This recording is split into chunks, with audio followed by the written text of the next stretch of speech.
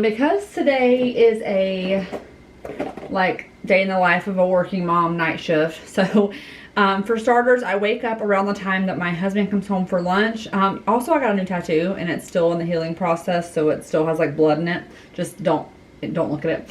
I'll show you guys whenever it's like healed and the tegaderm's off. I typically wake up when my husband comes home for lunch so that we can have lunch together and see each other, and then I'm typically pulling out of the driveway as he comes in, so we don't see each other a ton during the Monday, Tuesday, Wednesday that I'm working on night shift. But because I'm doing a vlog of like day in the life, after he leaves and goes back to work from lunch, I start getting ready, and then I run errands if I have to, pick up the kids from school, and then come home and then make dinner, and then I leave when he comes back. So that's kind of like the logistics behind it. So I'm gonna start getting ready now, and I asked you guys on Instagram some questions that you have about my job in general. I get questions all the time, so I had you guys put them in a little like question box. I'm gonna grab a t-shirt and then we're gonna answer those questions while I get ready. Okay.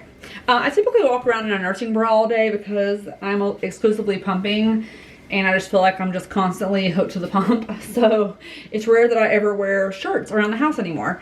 And I'm just gonna like lightly touch up. I just like chopped off a bunch of my hair. It was down to like here, so I chopped it. My natural hair is about to here, and so I just feel like it blends better and it's a little easier to manage, and baby is like grabbing hair now. Ugh, which I hate this stage when they grab hair, they just like yank it, because there's no grip like a baby's hand grip. You're having to like peel their fingers open. I'm sure you all know what I'm talking about. That's like besides the point here, but anyways, so I have questions on Instagram, and I'm just gonna do like the 4 or 5 top questions because this can get very lengthy. Okay, I'm gonna start with like the most basic questions. How do you become a death investigator, and when and why do you get called?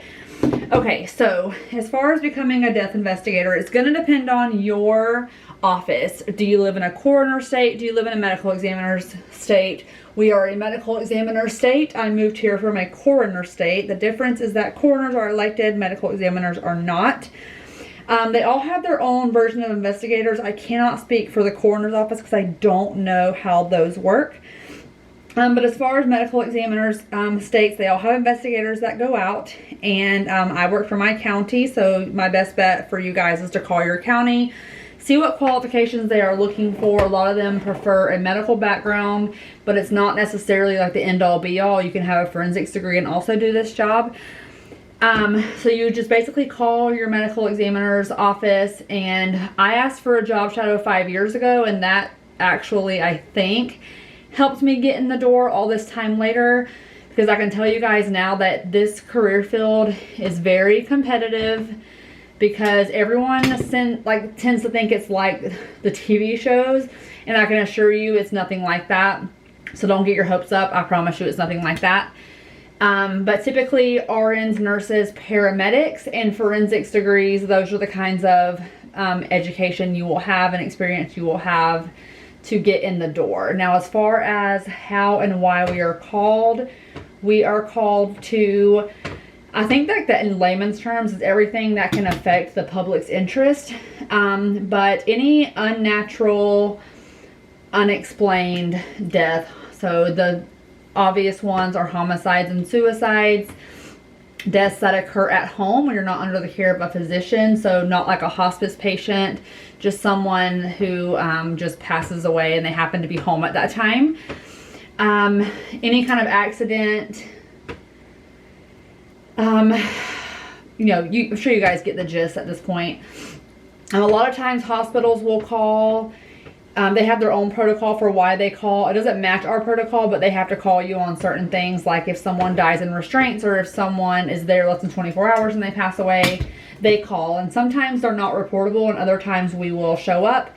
Overdose cases, if they pass away in the hospital and they have a positive drug screen. So just things like that. And essentially a death will occur. And if it's a home death, which a lot of ours they are home deaths, Typically, I'll give you a scenario. Someone comes home, they find their family member deceased, which happens way more than I ever could imagine. And it's these poor people who have to walk in and see that. It breaks my heart for them. They call usually 911. They will have medics and police respond. And then the medics will pronounce death at that time, or confirm they are obviously deceased, because sometimes you'll have someone who's been passed away, unfortunately, for a long time. So when they walk in, the death is actually obvious. And in those cases, a lot of times we will pronounce whenever we show up. If we are an RN, we can pronounce the death. So they call dispatch back and they're like, hey, death is confirmed, start the ME. Then dispatch will call us and then we respond to the scene. Typically, I will call the officer or the medic. If the medics happen to be on scene, I will call them. However, we don't like to have ambulances out of service or fire stations like out of service. And so the quicker they can get off that scene and have the cop run it is better for everyone involved. So typically I'm calling the police officer and he's kind of giving me the rundown of what it is, if it looks natural, if it's not. Medics are really good at saying, we're pretty sure this is a natural, and then so on and so forth. And so that is kind of the gist of what happens and what this job is. And then we go and do our investigation. Naturally, we work with other agencies, especially in the case of homicide and a lot of suicides. We do work with CSI. CSI, we call them ident here, but we do work alongside them. Obviously, if it's a crime scene, we're all there together. We all have the same purpose of being there. So the body is my scene. Theirs is everything kind of surrounding that. We collaborate a lot with detectives and things like that as far as autopsy times. So we're all here doing the same job. Yes, there can be a clash of egos, but at the end of the day, we're all here doing the same job, and that's what matters. First question says, what is the hardest part of your job? This is a really commonly asked question. The hardest part, there's a couple things that are hard, and they kind of go hand in hand. Dealing with the family and trying to maintain your emotional stability. I am someone that typically can turn my emotions off like a switch, and it is very helpful in this job to do so. I don't think it's rude to cry on scene. My partner, she cries on a lot of scenes, and there's something so compassionate about knowing that they are hurting alongside you. I tend to shut it off because I feel like once I start, I don't know how to make it stop sometimes. I've never actually cried on a scene to this day. I have cried on one coming home. It's the hardest thing, the hardest scene I've ever been to. And to this day, it still gets to me. It was a child, and they were the same age as my twins at the time. And it was a very long investigation that I was there, a long scene. And it was very difficult. And it started, that scene happened like first thing in the morning, and I still had 9 hours of work left whenever I finished it. And so when I got in the car on the way home, I had an emotional breakdown. I was hyperventilating, things like that. It's very hard also dealing with the family. A lot of times they're like demanding answers, rightfully so. Like, why did this happen? Why? And like, you can't give them an explanation. A lot of times there's not really an explanation to give them.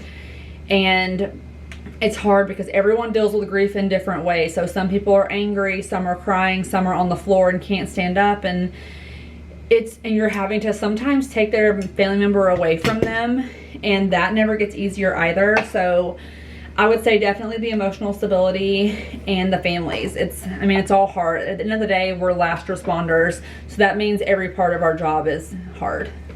Next question. What is the most fun or surprising part of your job? I love the people that I work with. My partner is one of the best people I've ever met. She's an amazing nurse. She's an even better investigator. The most surprising part of my job is just like the amount of deaths in the community. It's like something that you're just not aware of unless like you're in the thick of it. We live in a big county, so naturally there's a lot going on at any given time. We have a lot of hospitals here. I think we have 4 in our jurisdiction, or 5. I can't think at the moment. And there's always something going on. I'm just surprised at how busy we are. We are just a very, very busy agency. So that, and I would say, like, this is kind of an odd thing to ask, like, the most fun part. I mean, you get to see a lot of things that are, from a science standpoint, cool. Our job is not cool, but like the science standpoint, especially when you can watch an autopsy. We have a new pathologist coming this month, actually. And so we'll be able to sit back in on our autopsies if we want to. And I actually enjoy that sometimes when we have one where I'm not sure, you know, why they passed away. I really would like to be able to walk into the autopsy and kind of sit and talk with the pathologist about it. Because growing up, I wanted to be a forensic pathologist. As a young child, I was always interested in this field. So that would be what I would say would be the only, like, fun part of it.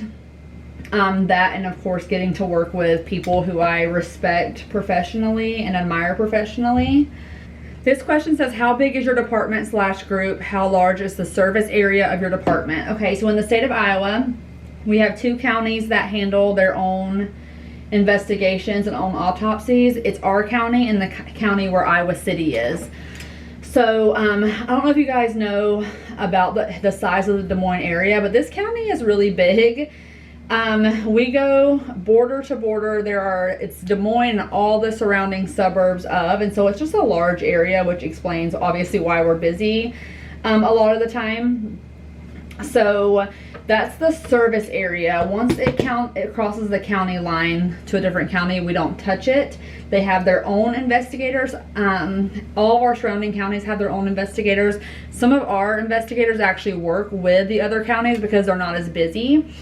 But as far as our, like, department itself, we have a forensic pathologist and a medical examiner. She is a ER physician who assists with certifying causes of death, helping with cremations, reading toxicology, and things like that. So she's very helpful to our pathologist that we'll be getting. And as far as our department, we have 8 full-time investigators. And these are how the schedules are set up, because my schedule just changed, so I'll kind of tell you what my schedule will be. We have 8 full-time people. We have 2 weekday day shift investigators, 2 weeknight investigators, 2 weekend day investigators, and then 2 weekend night investigators. We do work in partners for safety reasons, and which is the way really it should be. When you're working by yourself, it tends to be busier than those when you have a partner, but again, safety reasons, they have us working in pairs now. And for when I signed on for this job, I actually signed on for a weekend package because that was what was open. I wanted to get my foot in the door, and so that was what I signed up for. I was going to be, I think, either day or swing shift of weekends, and then some shifts got changed around. We had one of our investigators go back to the police department full-time, and so his night shift position came open during the week, and I was able to take that shift. And so for the past, I want to say, well, you guys might even know this, like 4 or 5 months, I have been working, I think 5 months, maybe even closer to 6 now. I have been working weeknights, Monday, Tuesday, Wednesday overnight, every other Thursday overnight. So it has been honestly a really great schedule.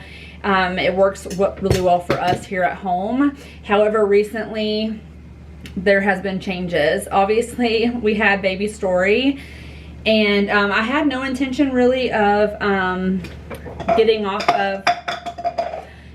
of night shift until my husband and I had a conversation about, like, what was best for our family. And we had a day shift position open due to a promotion within the office, and they actually went off seniority, and I was able to take the day shift spot. So I will be doing Monday, Tuesday, Wednesday day shift, and every other Thursday, which honestly, guys, that schedule is so amazing. Being able to have weekends off with my kids, having Fridays off to myself, which is hard to get when you do have 5 children, you know, time to yourself, time to get ahead on, you know, whatever you need to get ahead on.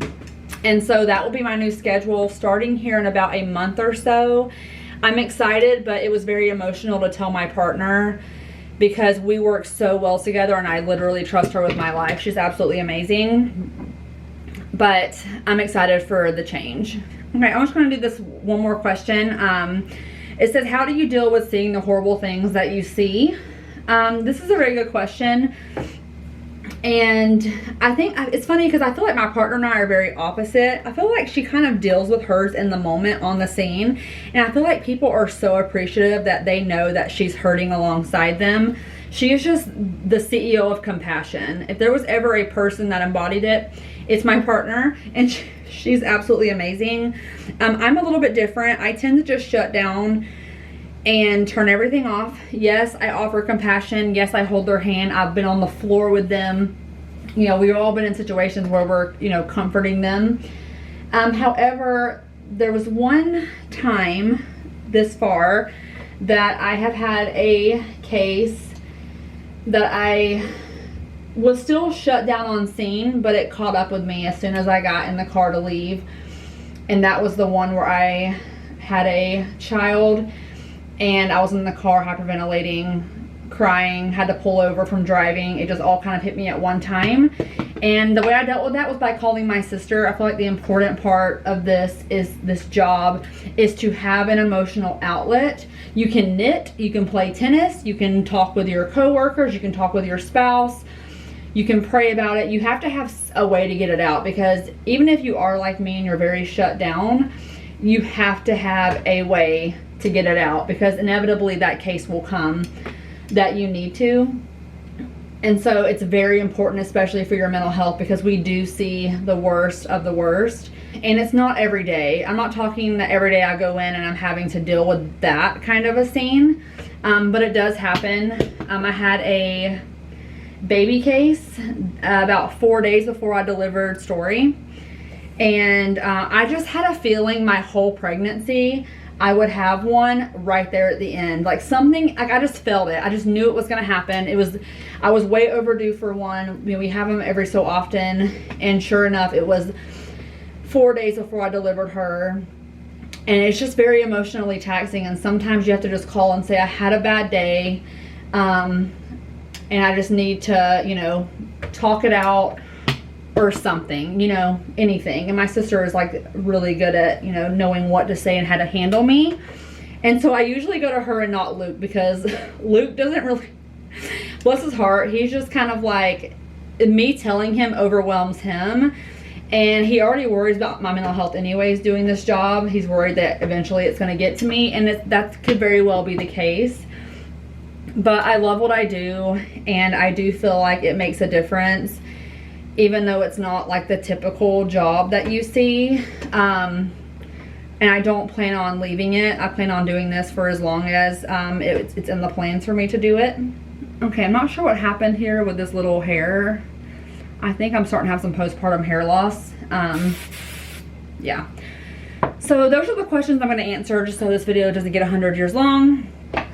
But I'm still very happy, and honestly it's still kind of surreal that I'm here, because when I job shadowed 5 years ago and I knew I wanted to do this, I never thought it would happen within the first like 5 months of me moving back here. I think it was like 5 months that I lived here before I got on. And then, you know, having to figure out all the logistics of being a single mom, trying to work weekend package, and then I never ended up having to work weekend package. And then Luke made night shift possible whenever that came up. He obviously was amazing, and then now I'm able to do day shift, which is amazing. So there's not a day goes by that I'm not grateful to be doing this. And anytime you guys want to talk about it, you just let me know, because if y'all ever want to get in this career field and you want a job shadow, you just let me know and we'll set up a job shadow. Mine definitely changed my life.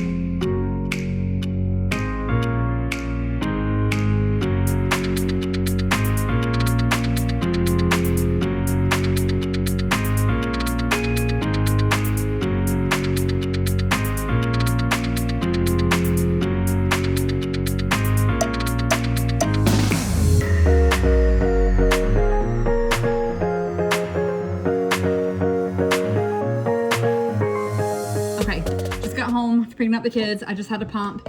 So basically now what I'm gonna do is, this is like the very fast like trenches of the day. I'm gonna package up and make the next 2 bottles for Luke. Have to feed the baby because she's waking up. And then I'm gonna make dinner. While that's cooking, I'm gonna be getting dressed for work, and then I will check in with you guys when all that's done and I'm headed to work. Okay, just got to work. I'm about to go into the actual office, but I had to come in here because I forgot to film in the car. So I'm coming in here. This is what I look like whenever I work. Very boring. We all wear like muted colors. And inevitably my hair will go up at some point, but I'll try to at least wear it down for a little bit because I tend to get headaches with ponytails. But yeah, I'm going in for the night. I work 6 p.m. to 6 a.m. So I'll probably close out the vlog in the morning, and I will see you guys then.